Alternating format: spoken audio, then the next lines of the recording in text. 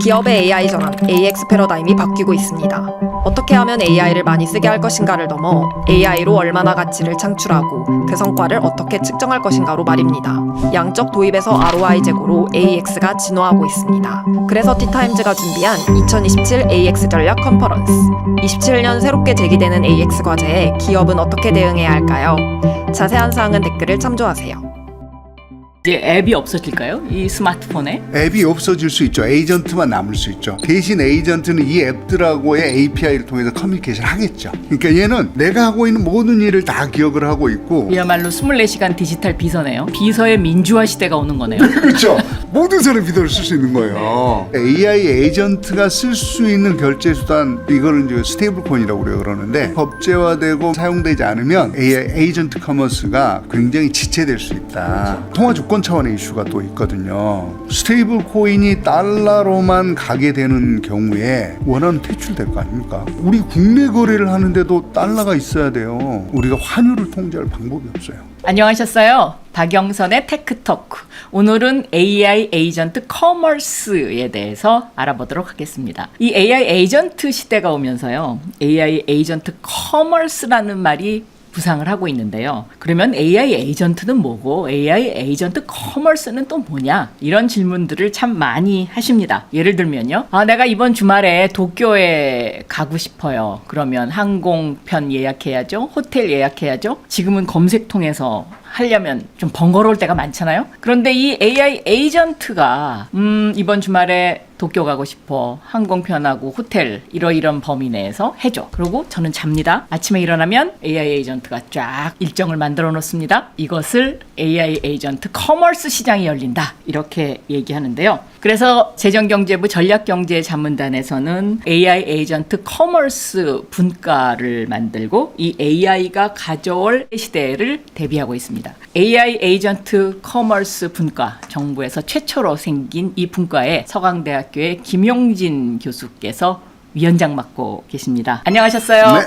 안녕하십니까. 네. 내 손 안에 AI 집사가 바꾸는 쇼핑과 결제의 미래. 김용준 교수님께서 AI 에이전트 커머스를 이렇게 설명을 하고 계시던데, 그러면 AI 에이전트 커머스는 뭐냐? 설명 좀 해주시죠. 지금까지 우리 오프라인에서는 사람이 직접 가서 방문해서 물건 보고 고르고 결제를 하잖아요. 이제 이게 온라인으로 옮겨왔단 말이죠. 온라인과 모바일로 옮겨오면서 사람들이 검색창에다가 내가 사고 싶은 상품을 넣고 다 검색을 해서 괜찮으면 쇼핑카트에 넣고 결제를 하는 구조인데, 이거를 다 AI 에이전트, 즉 나를 대신한 집사가 해준다라고 생각하시면 돼요. 귀족들만 사용했다는 그 집사. 이 집사가 사실은 우리 집에서 내가 해야 될 모든 일을 대신해 주는 거잖아요. 나는 말만 하면 되는 거잖아요. 지능형 위임 시대로 간다, 이렇게 보시면 됩니다. 내 대신 다 해주는 거예요. 그거를 AI 에이전트 커머스라 이렇게 표현을 합니다. 그러면 소비자의 일상이 어떻게 달라질까요? 엄청나게 달라지죠. 내가 검색에 찾아야 되고 선택해야 되고 결제해야 되고 이런 거잖아요. 네. 이 모든 노동이 싹 없어진다라고 보시면 되는 거죠. 기본적인 변화는 검색창이 없어져요. 왜냐하면 난 말만 하면 되거든. 야, 도쿄 가야 되는데 버짓은 이만큼이야. 호텔은 대신 특급 호텔로 해줘. 이렇게 하고 그 다음 행선지는 어디야? 그러니까 어느 지역에다 호텔을 잡을. 그럼 지가 알아서 다 그쪽 에이전트들하고 얘기해서 결제까지 해준단 말이죠. 이제 앱이 없어질까요? 이 스마트폰에? 앱이 없어질 수 있죠. 에이전트만 남을 수 있죠. 대신 에이전트는 이 앱들하고의 API를 통해서 커뮤니케이션을 하겠죠. 이런 이제 구조로 만들어지는 게 이제 1번이고요. 두 번째는 좀 더 나가면 나는 아예 우리 집이나 우리 회사 걱정을 안 해요. 재고 관리도 안 하고 주문 관리도 안 해요. 왜냐하면 얘가 IoT를 갖고 다 보고 있잖아요. 냉장고에다 센서 달아놓고 그렇죠. 오늘 우유를 주문해야 되는지, 그렇죠. 아니면 오이를 사야 되는지. 그렇죠. 왜냐면 내 취향을 다 알고 있으니까. 그것까지 아예 없어지는 거예요. 세 번째로 중요한 건 초개인화예요. 그러니까 얘는 내가 하고 있는 모든 일을 다 기억을 하고 있고, 내가 뭔가를 해야 된다면 그 환경을 다 이해를 하고 있는 거예요. 나 내일 도쿄 가야 돼. 그러면 내일 얘가 도쿄 날씨를 찾아보는 거예요. 도쿄 날씨가 따뜻해, 쌀쌀해, 추워, 아니면 비가 와에 따라서 입고 갈 옷도지가 세팅을 해주고, 주무도 세팅해주고, 레스토랑도 완전히 내 취향을 다 알고 세팅을 다 해주는 거예요, 에이전트가. 이야말로 24시간 디지털 비서네요. 그렇습니다. 근데 가장 중요한 게 있는데, 정보의 과부하. 지금은요 정보가 너무 많아요. 근데 얘는 정말 정제된 정보만 딱 올라가고 나한테 필요한 걸 주는 거거든요. 굉장히 많은 쓸데없는 일로부터 해방될 수 있다. 이런 걸 다 관리하는 비서를 두려면 월급도 많이 줘야 되고 이 VIP 서비스 받으려면 아주 힘든데 이게 아주 저렴한 값에 이제 VIP 서비스를 받을 수 있는 개인 비서가 고용이 되는 거군요. 그거를 저는 이제 가치 원가 딜레마라고 조금 학술적 용어로 어렵습니다. 가치 원가 딜레마.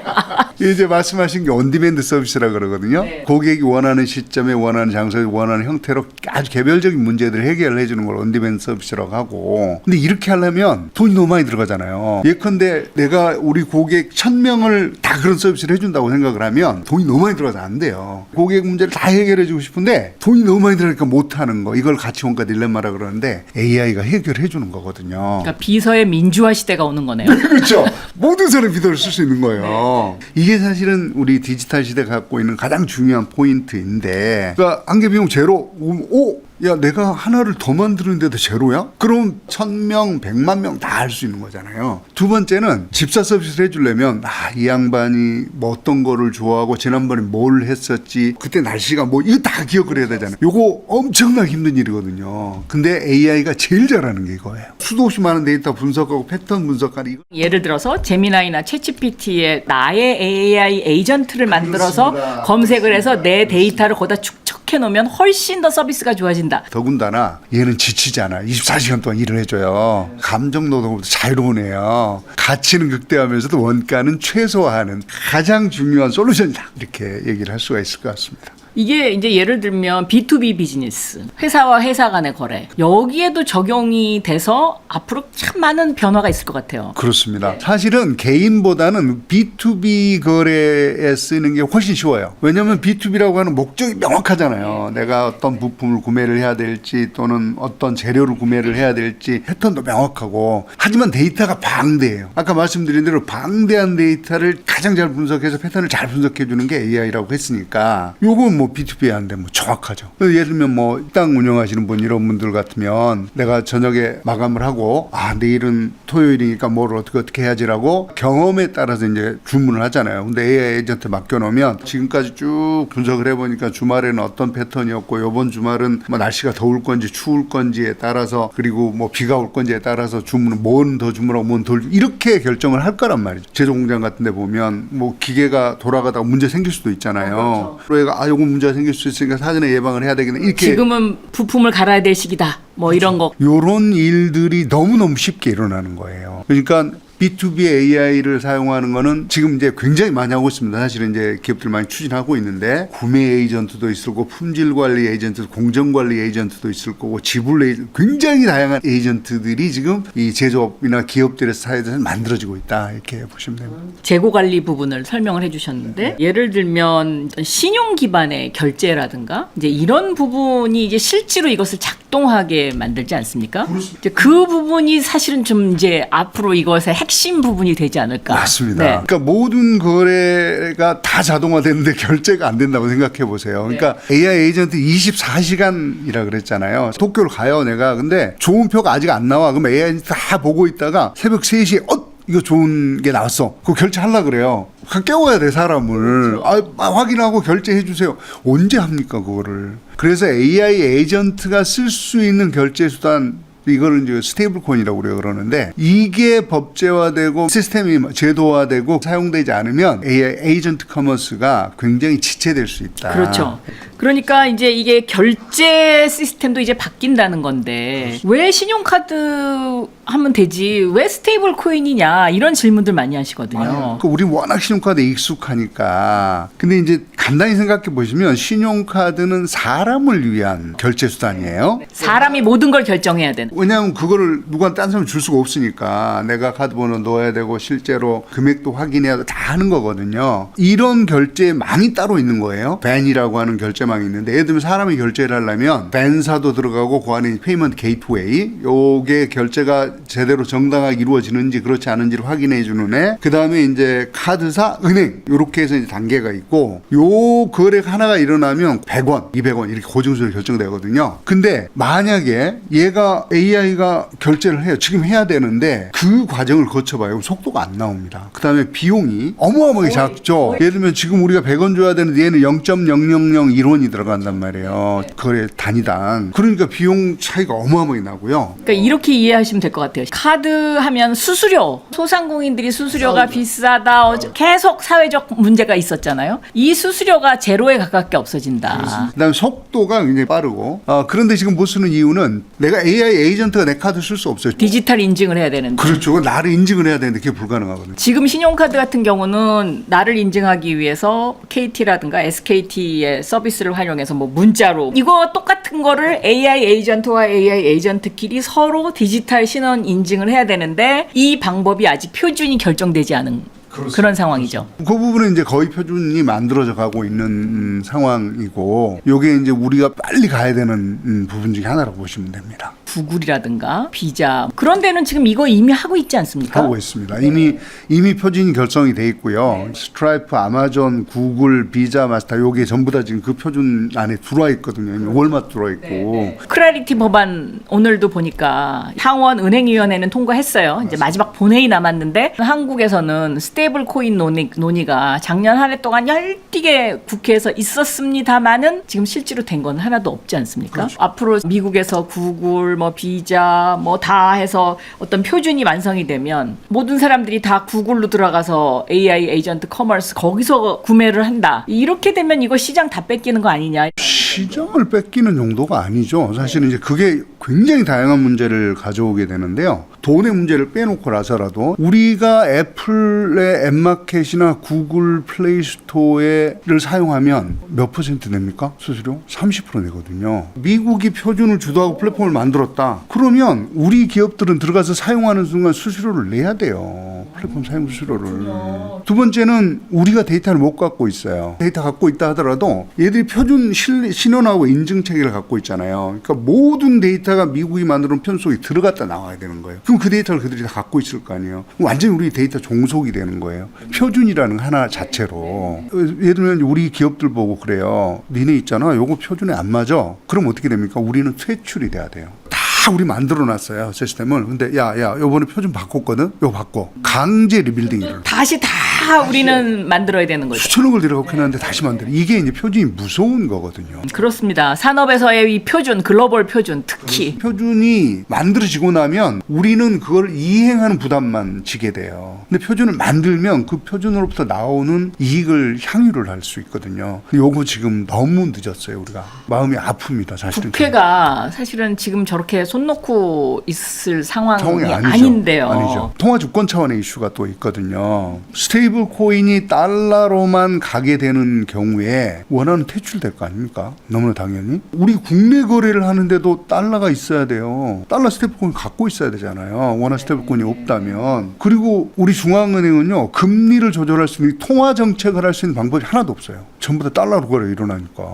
원화를 발행이 없는 상황이 되는 거고요. 우리가 환율을 통제할 방법이 없어요.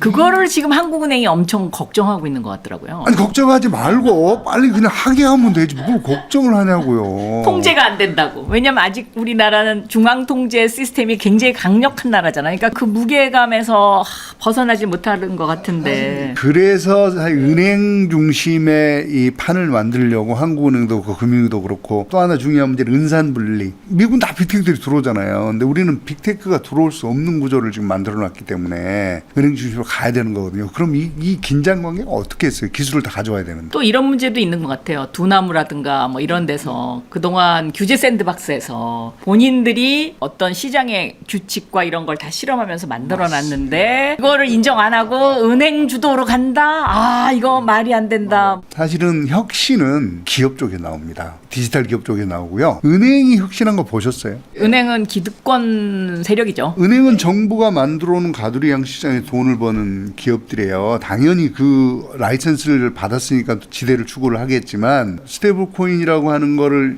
민간에 열어주는 거는 그 민간 차원에서 굉장히 다양한 혁신들이 일어나라고 하는 거거든요. 그래서 나중에 또 모아질 거예요. 이건 너무나 당연한 결제는 늘 교회 경제가 작동을 하고 기술도 네트워크 효과가 있기 때문에 그렇게 될 겁니다. 그런데 지금 그거를 우려해서 은행을 중심으로 간다. 한국은행의 CBDC만 가져간다. 이건 옳지 않은 접근이라고 봐야죠. 그러면 왜 스테이블 코인이냐? AI 시대가 오면 옛날에 금속 화폐에서 종이 화폐로 저희가 쓰는 크레딧 카드는 비트죠, 디지털. 그럼 이 비트까지는 어쨌든 모든 결제 권한과 그 신원 인증이 다 사람한테 있었는데 맞습니다. 이제 이 비트에서 코드로 넘어가는데 이 코드는 AI 에이전트끼리 하니까 기계가 알아서 하는 건데 여기서 이제 중요한 부분이 하나가 디지털 인증 문제, 그건 조금 전에 설명을 하셨고, 두 번째는 이제 이 인증 후의 결제인데 이 결제 코드로 작동되는 대표적인 게 암호화폐인데 예를 들어서 비트코인, 뭐 이더리움, 뭐 이거 다 암호화폐인데 그럼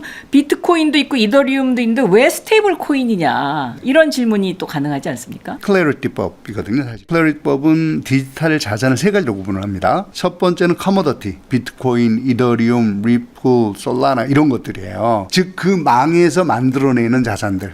요거는 커머더티, 일반 상품이라고 하고요. 두 번째는 STO, 토큰 증권이라고 하는 건데 뮤직하우나 루센트 블록이나 카자나 이런 것처럼 음악 저작권 수익료를 쪼개서 파는 이런 회사 또는 빌딩의 수익권을 파는 회사 이런 것들은 전부 다 STO라고 할 수 있습니다. 네, 한 사람이 한꺼번에 큰 돈 갖고 못 사니까 나눠서 뭐 1조짜리 빌딩을 뭐 10,000명이 샀다 뭐 이런 게 이제 토큰 증권이라고 하고요. 1번은 상품 선물 거래소가 관리를 하고 2번은 증권거래위원회에서 관리를 하고 마지막이 스테이블 코인이에요. 이거는 통화입니다. 그래서 통화청에서 관리를 합니다. 그래서 이제 지니어스라고 하는 법을 따로 만든 거거든요. 이 스테이블 코인은 이더리움이나 비트코인이나 이런 것들처럼 가격 변동이 심하지 않습니다. 왜냐하면 자국의 돈하고 붙여놓는 거거든요. 옛날 근본이제처럼. 그렇죠. 1달러 1코인, 원화 1,000원 1코인, 1유로 1코인 이렇게 딱 붙여놓은 거거든요. 이게 변동이 안 됩니다. 가치 변동이 일단 없고요. 그러니까 항상 고정돼 있고 두 번째는 24시간 결제를 할 수 있죠. 세 번째는 이게 프로그램이가 조건을 줄 수 있습니다. 자, 내가 물건을 샀는데 이 물건은 내가 물건을 받고 나서 바로 돈을 주는 게 아니고 물건을 품질 인증하고 오케이 하면 돈을 줘. 이렇게 조건을 달 수도 있고. 그러니까 스마트 컨트랙트를 통한 프로그래밍이 가능하다. 그렇습니다. 네. 언제 어디서 무엇에 얼마나 어떻게 사용할 수 있는지를 다 결정할 수 있단 말이죠. 이게 어마어마한 자율성을 주는 거예요. 그래서 우리가 자율적 자동 결제 이렇게 표현을 합니다. 그다음에 이제 이 스테이블 코인은 무한대로 쪼개질 수 있거든요. 거래가 빠르고 24시간 쓸 수 있다. 이런 장점들이 있어서 사실은 크레딧 카드나 현금 또는 계좌 기반 결제보다는 훨씬 더 유리한 수수료 제로에 가깝고 국경 없는 송금이 그게 가능하고. 가장 중요한 네. 국경이 없어요. 크로스보드 국경 간 거래는 정산이 보통 3일 정도 걸리거든요. 내가 크레딧 카드 결제하면 돈 넘어올 때까지 3일 정도 걸리는데 얘는 10초 안에 다 해결이 된다. 또 환거래에 따른 수수료도 거의 없고요. 거의 없죠. 네. 그런데 그러면 왜 이더리움, 비트코인, 스테이블 코인 이 세 가지 중에서 AI 에이전트 커머스에는 주력 화폐가 스테이블 코인이 될 것이다. 이런 주장을 많이들 하잖아요. 요것도 좀 설명을 해주시면 좋을 것 같아요. 또 화폐는 가장 기본적으로 거래의 교환 수단이죠. 이거는 예를 들면 이더리움이나 비트코인 할 수 있습니다. 교환은. 비트코인은 발행 주체가 없습니다. 그래서 망에서 만들어낸 내가 거래를 확정해주는 대가로 받는 게 비트코인이고 망가격 변동이 너무 심하다. 담보 자산으로만 사용이 되고 거래는 안 씁니다. 그 다음에 이제 이더리움은 메인넷이라고 하면 망을 제공해주는 네트워크이고 그 안에 돌아가는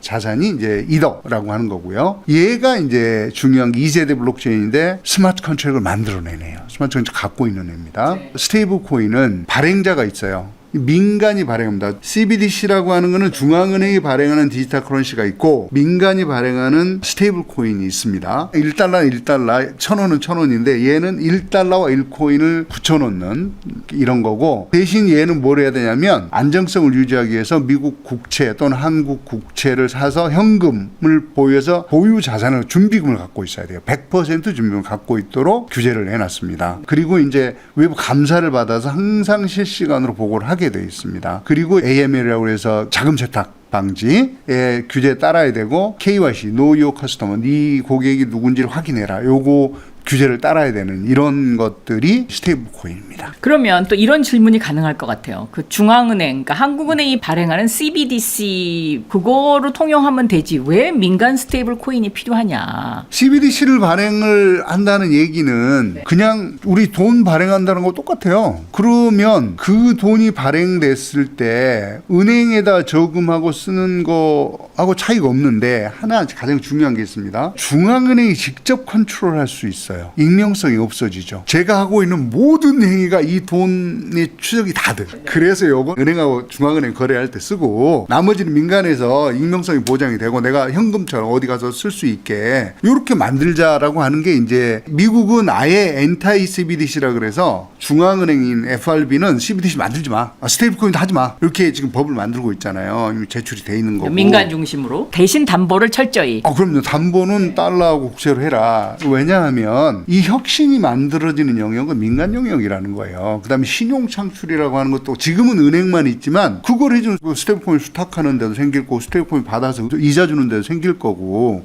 디지털 자산들 뭐 많잖아요. 예를 들면 BTS 티켓 판매 뭐 이런 거 할 때 써라. 그거를 예를 들면 원화 스테이블 코인으로만 판매하겠다. 만약에 이렇게 정부에서 나온다 그러면 다른 외국에서 다 원화 스테이블 코인으로 환전을 해야 되는 거죠. 네. 아니죠. 거기 자기네 걸로 사면 중간에 누가 환전을 해서 쓰겠죠. 요런 구조로 될 거예요. 이게 이제 블록체인 네트워크의 장점이니까. 그러니까 우리는 걱정할 필요가 없는 거예요. 너가 들어와서 쓸 땐 달러 쓰지 말고 달러 써. 쓰는데 대신 결제는 원화로 되는 거야. 바꿔서 해주는 거예요. 지금 설명하신 그 포인트가 이제 미국하고 중국이 가장 그 대조적인 것 같아요. 미국은 민간 스테이블 코인 중심으로, 중국은 CBDC 중심으로 해서 모든 인민이 돈을 어디서 어떻게 쓰고 있는지를 다 보겠다. 뭐 지금 이런 거 아닙니까? 중국은 지금도 사실은 다 홍채 인식을 통해서 자국 국민들이 어디 가서 뭐 하는지를 거의 다 알고 있잖아요. 한국에서 중국 방문해도 마찬가지고. 지하철 타면 저희 누군지 다 알아요.